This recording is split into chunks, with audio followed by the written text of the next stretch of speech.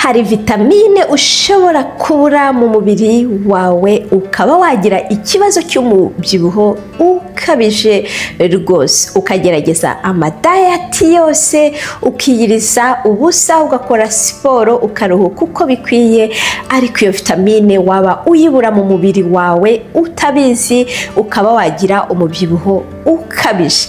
By'umwihariko rero iyo ni vitamine abirabura, abantu bagira uruhu rwirabura tuba tubura cyane kandi ugasanga akenshi tutabizi.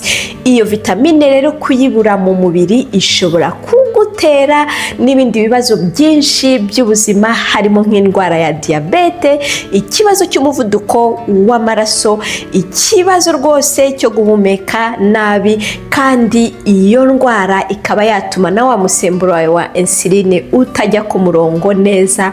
Ari byo tuzi ko nkuko mubizi kuri channel Duhire dukunda kuvuga insuline cyane, ko iyo itari ku murongo ariho havaho kwa kubyibuha kudasanzwe.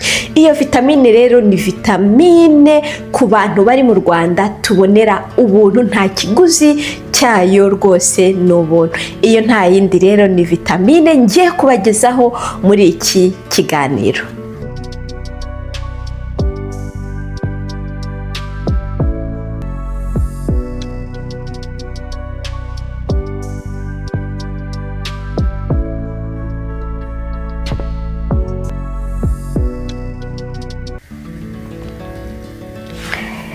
Abakunzi bose baduhire cyane mbahaye ikaze rwose, mwicare mugubwe neza rwose. Abo turi kumwe mu magroupe yo kugabanya ibiro mbahaye karibu. Iyi channel ni yanjye ni yanyu, kandi ndabashimira rwose ku bushake mufite bwo gukunda umubiri wanyu, rwose ubushake bwo kugabanya ibiro. Abibiro byagabanutse bageze ku rwego rushimishije rwose, bibwire ngo bravo, bikomere amashyi kuko bakora akazi gakomeye ko gukunda umubiri wabo. Iyo vitamine rero ni vitamine nkunda kuvuga, murabizi ko kuri iyi channel ya Aduhire nkunda kuvuga cyane kuri vitamine D na magnesium. Ku bantu tumaranye igihe ni vitamine nkunda kwibandaho mu rugendo rwo kugabanya ibiro.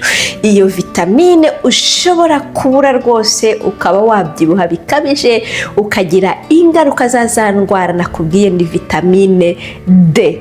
Vitamine D rero ku bantu tuba mu Rwanda, abantu baba ahantu hashyushye mu Rwanda, i Burundi ahantu hashyushye hatagira cya gihengo cy'ubukonje cy'ubushyuhe, abantu bari nko i Burayi, muri Amerika, hehe muri Canada bagira igihe gishyuha gikonja. Abo ngabo ni abantu bagomba noneho gufata supplement cyangwa se supplement za vitamine D. Rwose ni nk'itegeko, ni itegeko ugomba kubahiriza ry'ubuzima bwawe, kuko vitamine D ni ingenzi. Nuyibura rwose hari ibintu byinshi uzabura mu mubiri wawe. By'umwihariko rero niba uri mu rugendo rwo kugabanya ibiro, vitamine D urayigomba. Abari mu Rwanda niyo mpamvu mu mavideo usanga mvuga ngo numara kurya usohoke ugende, nibigukundira noneho ugende ahandi hari izuba nturitinye, rwose urarikeneye kugira ngo ugire iyo vitamine D. Ariko niba uri mu gihugu cyo hanze, nk'ahantu ufite abakunzi benshi, ariho mu gihugu cy'Ubufaransa, Ububiligi, Canada n'ahandi hose bagira ibihe bitandukanye by'ubukonje, ugende rwose wihangane ushake supplement ya vitamine D. Ni vitamine iri muri vitamine rwose zihendutse cyane, kandi unkundire ntuyifate kwa Mukamfizi Dorothea hoya rwose, nta dufa zakuvangira kubwire ngo ufashe mu vitamine D. Hoya, ujya ahantu bacuruza imiti rwose, muri farumasi baguhe iyo vitamine D. By'umwihariko rero nimba ufite nk'indwara ya diyabete, ufite ikibazo cy'umuvuduko w'amaraso, rwose ni ngombwa ko ufata iyo vitamine D by'umwihariko ihagije. Wabaza umuganga wawe yagusobanurira, nzi ko azakubwira ko uyikeneye kuko urayikeneye.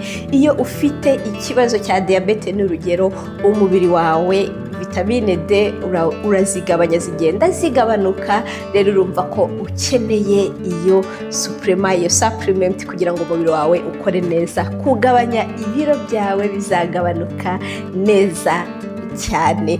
Naho rero mu yindi video y'utaha, by'umwihariko niba utaratangira urugendo rwo kugabanya ibiro kandi ubyifuza, ushyireho comment, ndakwereka ahantu uri buhere kugira ngo ugabanye ibiro. Bye bye, ciao ciao.